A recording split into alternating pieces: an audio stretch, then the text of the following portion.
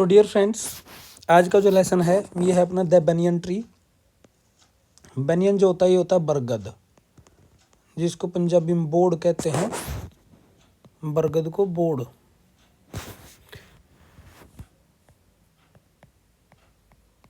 बरगद का पेड़ होता है ये। इसकी फर्स्ट लाइन से पढ़ते हैं, have you seen a mongoose. यहाँ पर जो ये टेंस यूज हुआ है ये यूज हुआ प्रेजेंट परफेक्ट टेंस। इसका मीनिंग ये है कि अगर आपने अभी तक किसी काम को नहीं किया है तो आप अब कर लो। प्रेजेंट परफेक्ट का मतलब ही ये होता है। अगर आप इस टाइम को, इस वीडियो को आप देख रहे हैं दोपहर को, तो मैं आपसे पूछूं कि आपने लंच कर लिया, हैव यू ईटन लंच। अब दोपहर को 3 बजे तक हम लंच कर सकते हैं। अगर आप इस वीडियो को देख रहे हैं रात के 8 बजे, तो मैं आपसे पूछूंगा हैव यू ईटन डिनर। इसका मीनिंग ये कि अगर आपने अभी तक डिनर नहीं किया है तो आपके पास अभी टाइम है, डिनर आप कर लो। अगर आप इसको सुबह देख रहे हैं 7 बजे 8 बजे, तो मैं आपसे पूछूंगा have you eaten breakfast. Breakfast करने का टाइम 10 बजे तक हम मान कर चलते हैं, तो 10 बजे तक मैं आपसे पूछूंगा हैव यू ईटन ब्रेकफास्ट। यानी कि अगर आपने 10 बजे तक ब्रेकफास्ट नहीं किया है तो आप अभी कर लो। तो have you seen a mongoose, क्या आपने किसी नेवले को देखा है। Have you seen a mongoose, mongoose होता है नेवला। A mongoose can fight with and kill a snake. अब यहाँ पर जो कैन है ये देखिएगा, आपने स्कूल में मॉडल सीख लिए होंगे अभी तक। मॉडल वर्ब क्या होती हैं। मॉडल वर्ब का मतलब होता है कि आपने उनके बाद हमेशा फर्स्ट फॉर्म ही यूज करनी है। आपको कैन जहाँ कहीं भी नज़र आ जाए, कैन के बाद हमेशा आपने ऑलवेज फर्स्ट फॉर्म ही यूज करनी है। कैन इज प्लस वर्ब की फर्स्ट फॉर्म, वर्ब की फर्स्ट फॉर्म ही आपने यूज करनी है। तो यहाँ पर आपने कैन का मतलब क्या है, कैपेसिटी के लिए। मंगूस में कैपेसिटी होती है, क्या कैपेसिटी होती है, क्या ताकत होती है, फाइट करने की। फाइट का मतलब क्या है, लड़ाई करना। यहाँ पर ये वर्ब की फर्स्ट फॉर्म है। With and kill a snake, kill क्या है, वर्ब की फर्स्ट फॉर्म है। तो एक तो आपने ये देखना कि जब भी आपने कैन यूज करना है, कैन के बाद आपने फर्स्ट फॉर्म ही यूज करनी होती है। दूसरी बात, आपको एक और चीज़ बताता हूँ, बड़ी इंटरेस्टिंग बात है ये आपके लिए। यहाँ पर देखिएगा एंड। अब ये एंड किस किस को जोड़ रहा है, कनेक्ट कर रहा है। एंड एक कंजक्शन है। कंजक्शन का मीनिंग होता है जो किसी को जोड़ता है। तो जो ये एंड है ये एक तो किल को जोड़ रहा है और एक ये फाइट को जोड़ रहा है, और ये दोनों की दोनों वर्ब की फर्स्ट फॉर्म है। यानी कि एंड के बाद और एंड से पहले सेम टाइप के वर्ड होने चाहिए। Look at the pictures and read the lines given below with them. अब आपने क्या करना है, लुक एट द पिक्चर्स, आपने इन पिक्चर्स की तरफ देखना है। And read the lines given along with them. Along with का मतलब होता है उनके साथ साथ। जैसे यहाँ पर ये पहली फोटो आप देख रहे हैं तो इसके साथ जो लाइन्स हैं ये पढ़नी है आपने। दैम का मतलब इनके साथ। अब क्या लाइन्स हैं ये पढ़ते हैं, देखते हैं।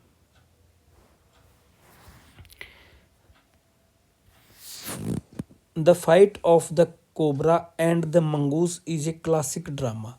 फाइट, अब यहाँ पर क्या हो गया, फाइट यहाँ पर ये नाउन है। ऊपर क्या था, ये ऊपर क्या था, ऊपर थी ये वर्ब की फर्स्ट फॉर्म। ऊपर यहाँ पर इसका मीनिंग है लड़ाई करना। यहाँ पर इसका मीनिंग है लड़ाई। यहाँ पर ये नाउन है। The fight of the cobra and the mongoose is a classic drama. Classic यहाँ पर जो वर्ड है इसका मीनिंग होता है ट्रेडिशनल, जो कभी से होता आया है, जो सदियों से होता आया है, ट्रेडिशनल। ड्रामा, ड्रामा का मतलब होता है नाटक। जिस काम को देखने में आपको मजा आता है वो ड्रामा कहलाता है। The fight of the cobra and the mongoose is a classic drama often seen in India. Often का मतलब होता है अक्सर, जो बार बार आपको कई बार देखने को मिलता है। अक्सर का मीनिंग क्या होता है, जो काम बार बार होता है। अक्सर या प्रायः, प्रायः। सीन इन इंडिया, जो कि इंडिया में दिखाई देता है। एंड द आउटकम, आउटकम यहाँ पर जो वर्ड है इसका मतलब होता है result. Result is largely the same. Largely का मतलब आमतौर पर, मुख्यतः, मेन तौर पर। क्या आना है, इसमें कौन जीतता है, मंगूस ही जीतता है।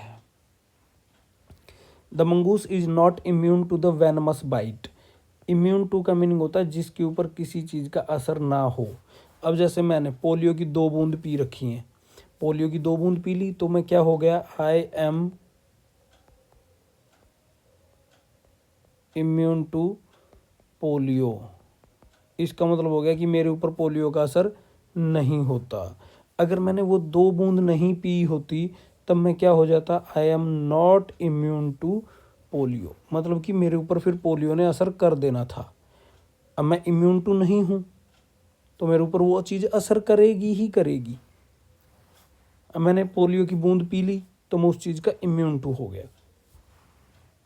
इम्यून टू क्या होता है, कैसे होता है, मैं आपको ये भी थोड़ा सा जानकारी दे दूँ। असल में जब भी हम कोई वैक्सीन लगवाते हैं ना, वैक्सीन, तो माय डियर फ्रेंड्स, वैसे तो मैं साइंस का टीचर नहीं हूँ, मेरी साइंस की नॉलेज थोड़ी सी कमज़ोर है, माफ़ी चाहता हूँ, लेकिन फिर भी आपको मैं इतना तो बता दूँ कि जो वैक्सीन होती है वो एक लिमिटेड मात्रा में, थोड़ी सी मात्रा में बीमारी हमारे शरीर में एंटर करा देती है। कुछ बीमारियां ऐसी हैं जिनका ट्रीटमेंट पॉसिबल है, कुछ बीमारियां ऐसी हैं जिनको आप आने से रोक सकते हैं लेकिन उनका ट्रीटमेंट नहीं कर सकते।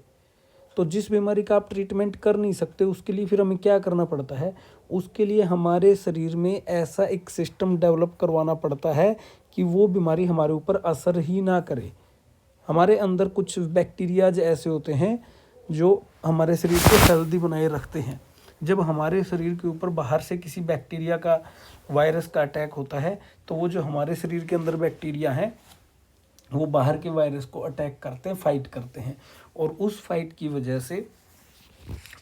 की वजह से हमारे शरीर का बॉडी टेम्परेचर अप होता है, जिसको हम कहते हैं बुखार आया हुआ है, फीवर आया हुआ है। इट मीन्स उसके शरीर के ऊपर वायरस का अटैक हो रखा है और जो उसके शरीर के बैक्टीरिया हैं ऑलरेडी अंदर हैं, वो उसको बचाने की कोशिश कर रहे हैं। तो अब ये जो इम्यून टू होता है, इम्यून टू भी ऐसे ही होता है। आपको थोड़ी सी पोलियो की 2 ड्रॉप्स डाल दी जाती हैं, वो असल में एक बहुत ही कम मात्रा में, बहुत ही कम पावर की हल्की सी बीमारी आपके शरीर में एंट्री करा दी गई है। इससे क्या होता है कि जो शरीर के अंदर बैक्टीरिया है उनको पता चल जाता है कि उनको किस तरीके की फाइट के लिए तैयार रहना है। तो वो आपका वैक्सीन का काम होता है कि आपके शरीर को तैयार करती है आने वाली बीमारी से रोकने के लिए। तो जब आप वो वैक्सीन ले लेते हैं तो आपके शरीर के अंदर इम्यूनिटी क्रिएट हो जाती है, तो आप इम्यून टू हो जाते हैं।